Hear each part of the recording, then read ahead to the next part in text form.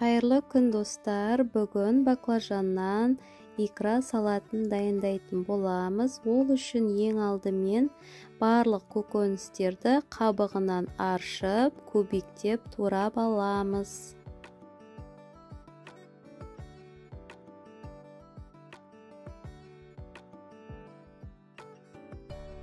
Одан кейін табаға күнбағыс майын құйып, қыздырып аламыз.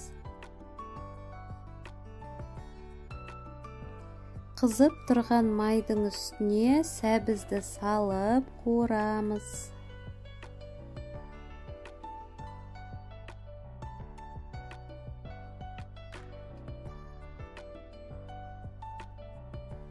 Кішкене сәбізді қуырып алған соң, оның үстіне пиязды салып, қайтадан қуырып аламыз.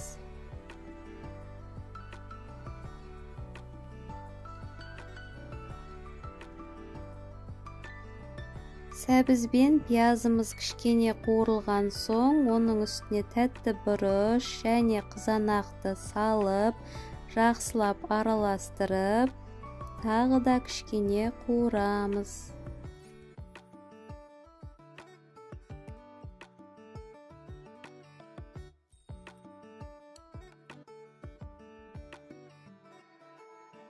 Барлығы жақсылап қуырылып болған соң, енді оның үстіне баклажандарымызды салатын боламыз.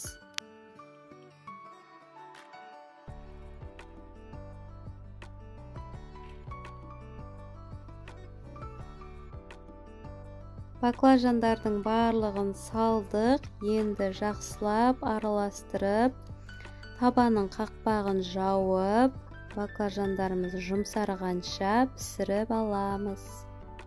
Салатымыз жабысып қалмас үшін әлсін-әлсін араластырып отырамыз.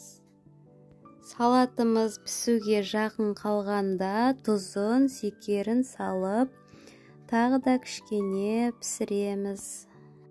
Піскеннен соң тұзын, секерін қарап, дәміне қарай тағы да қосуларыңызға болады.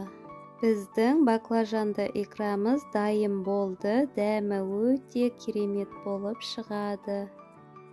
Салатымыз піскен соң ыссы күйінде мен осылай банкаларға жауып алдым. Сіздер де жауып алсаңыздар болады. Видеоны соңына дейін көргендеріңіз үшін рахмет.